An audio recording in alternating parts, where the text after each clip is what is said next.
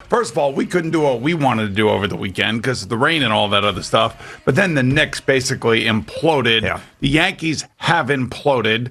And if it weren't for the Islanders and the Mets last night, I don't necessarily know that we'd have all that much to talk about from a positive standpoint. So I guess we could start with the Knicks.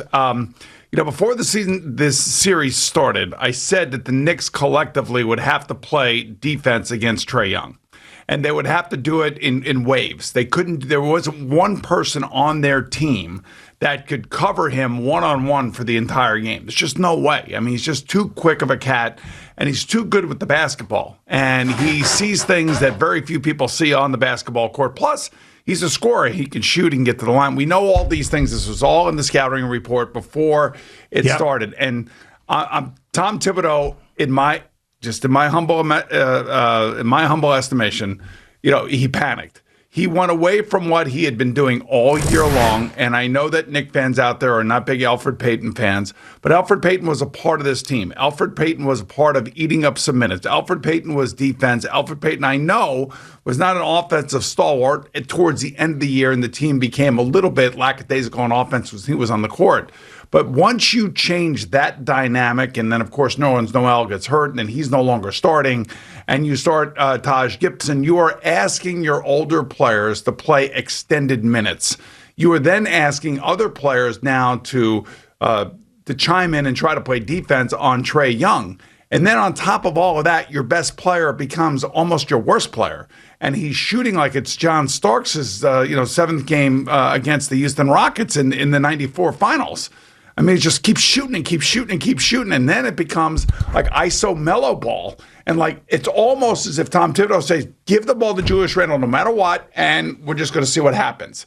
And it's unfortunate that it has turned out this way. But I personally think that, as much as I love what Thibodeau did here and everything else, I think he's panicked. I think he's totally panicked and got away from what got his team here. And we could argue back and forth who should be playing more minutes and everything else.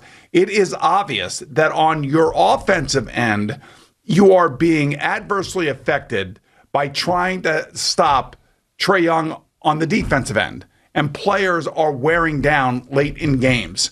That's how you look at some of these players and you say to yourself, man, they're shooting terribly. They've been bad in the first half too, though. It's not like they're blowing leads or anything. The game has been close. Yeah. And then all of a sudden in the third quarter, it's like, and then again, if you remember in game 2, the reason the Knicks won that game is because the Hawks shot awfully from 3-point range. Then all of a sudden, Gallinari and Bogdanovic all of a sudden start hitting Knicks some probably shots. should have been swept in this series. That's how bad they've been. Right. It's horrific. And when you start breaking all this stuff down, it really comes down to nobody can stop Trae Young. They're trying to do it with older players who are then wilting late in the game.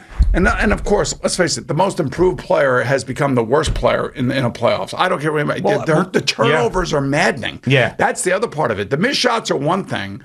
The forcing the issue is another thing.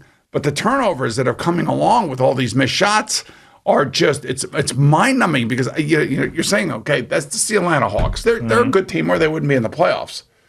But, man, they're just killing the Knicks on defense. Yeah, and everything that we said positively about everybody on this roster, it's been almost the exact opposite in this series outside of Derrick Rose. Derrick Rose has really been the only guy who's been consistently good. Julius Randle looks like the guy that he was last year, not the guy he was this year. R.J. Barrett looks like the player who the Knicks were trying to figure out what he was last year, not the guy who made the improvements this year. His shooting's horrific. Terrible.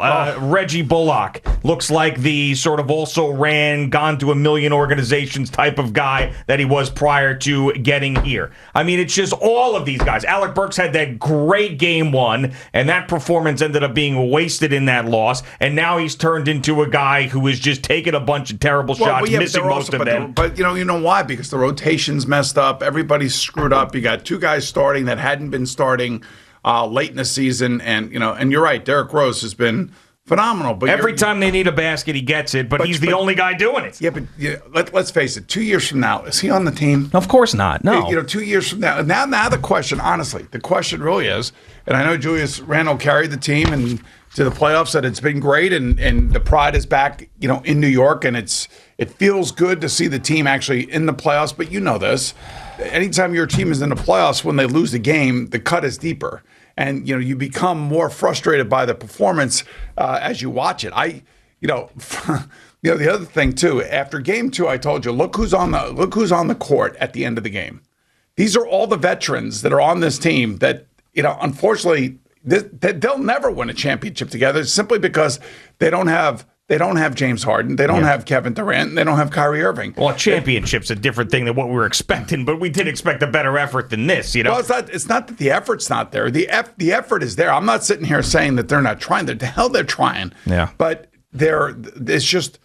it's a team that collectively got the team to the playoffs and got to the 4 seed, which was an amazing accomplishment all into itself, and that's why Thibodeau, is considered Coach of the Year candidate. I mean, there's no question about that. I personally think that he has panicked here.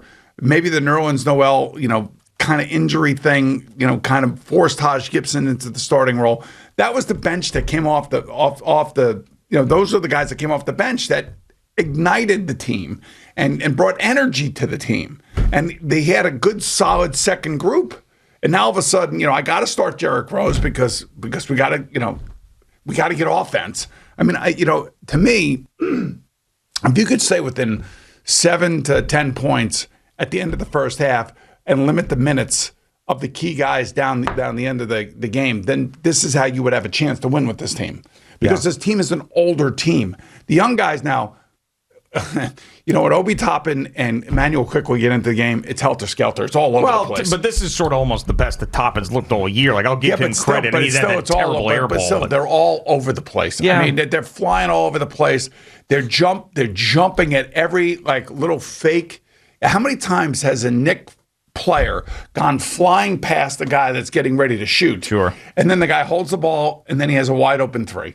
I mean, how many times have we seen that? I mean, and these are veterans that are doing that. Derrick Rose has done that a number of times. Taj Gibson's done that a number of times. Alec Burks has done that a number of times. Julius Randle's done it a number of times. And so is RJ. They're all doing it. Yeah. And I'm like, guys, they're helter-skelter. And that's what, that's the worst thing that could have happened to this team. I mean, I'm sitting there and I was texting you for game 4 there. And I was like, man. This is this is unwatchable basketball. Yeah, again. I mean, that's really where I want to get on Thibodeau. Not so much the starting lineup stuff for me, although those are good points. But, I mean, how about these in-game adjustments? I mean, game 3 and game 4 were the same game. They actually got worse. I mean, so figure out a way to slow down Trae Young. Figure out a way to get your best player going. Mm-hmm. So those are the things that I want to put at Thibodeau's feet. But at the same time, I'm like, Julius Randle has to be better. RJ Barrett's got to hit those shots that he was hitting the entire year. All these guys that were overachieving in the regular season that have now gone completely missing. I mean, it's really on them more than it is anything else. I think it's circumstances also. I think Trae Young is a pain in the ass. And you knew he was going to be, and you knew he was going to. Do you see some of these passes he's making? He's fearless when he's taking a ball to the hoop, and nobody can stop him. And when they do stop him and they keep him away from the hoop, for some reason, he has this sixth sense that very few players have, where he could just find guys wide open. I mean, he made a pass to Capella in the lane the other day that was unbelievable. He was falling out of bounds and threw a bounce pass back to Capella, who had great position on Taj Gibson. And it was like, wow, that is like a significant IQ play. That's a kid that is just so into the game now.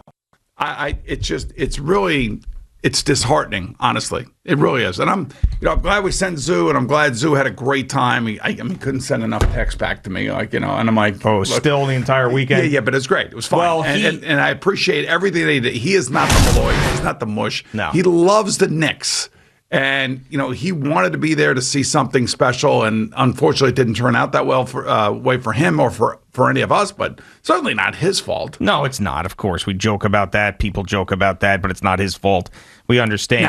Now that Craig's a Yankee fan, and the Yankees are, in the dumper because he's rooting for them, that's a thing. That might be a different story. That's definitely a thing. So I got Sunday 2:15. Zoo texted me. This was the only time he texted me the whole weekend. I mean, I was on Twitter responding to his stuff, but this is the only personal text I got from him. Sunday 2:15 p.m.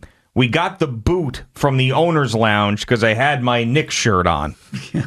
Is that disrespectful to Boomer? Is what he writes. No, it's not. He goes, I didn't say anything wrong. The owner just told us she didn't want Knicks fans there and was serious. I didn't realize I should wear non-Knicks stuff. I said, no, it's not disrespectful. You didn't know. It's funny. And he goes, bro, legit. This is what he writes me. Bro, legit. Walk in, Grant Hill comes up and says, what's up? Then one of the owners comes over and tells us she's uncomfortable we're there, all within 2 minutes of being there. He goes, I just hope I didn't offend anybody. That's what he said. No, did not offend me at all. And, it's not surprising that would have happened, and probably was set up to happen. Oh, I mean, come on. 100%. Just perfect. I mean, Yes. just absolutely perfect. He got treated royally down there. Oh, of course he did. But I just love the idea of him walking into this, Illuminati basketball meeting of owners and Grant Hill and everything else, and Zoo walks in with his Tyson Chandler jersey with no shirt underneath it, and then he gets the boot.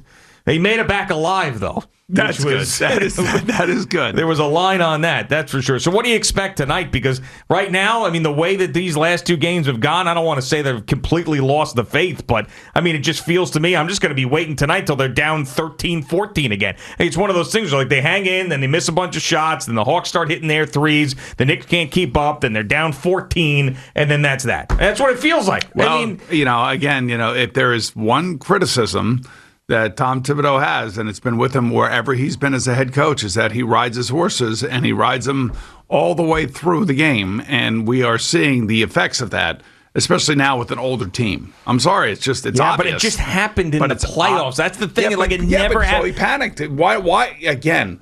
I'm assuming that it's not just him. I'm assuming that just like with Aaron Boone, it's not just Aaron Boone. It's not just Luis Rojas. It's not just Joe Judge, or it's not going to be just any coach for that matter. The fact is collectively they all decide who should play, who shouldn't play. It's analytics driven and all this other crap. But they got away from their rotation, and I can hear all the Knicks fans out there saying right now, Boomer, you don't know what you're talking about because. They should have taken Elfrid Payton out of the lineup. We all wanted Elfrid Payton taken out of the lineup. The problem is that you've now changed the team that we saw at the end of the season and the rotations. And you're asking older players to play against a young phenom who is shot out of a cannon, who's impossible to cover for anybody on this team. Now, if you got to get a cover late in the game, you could do that. You could try to do that. And, they tried with Ntilikina. They're trying with Burks. They're trying with Derrick Rose. They're trying with Quickly. They're trying to move guys around to take some of the pressure off of these older guys. But the older guys are now feeling the heat on the other end of the court. They're exhausted.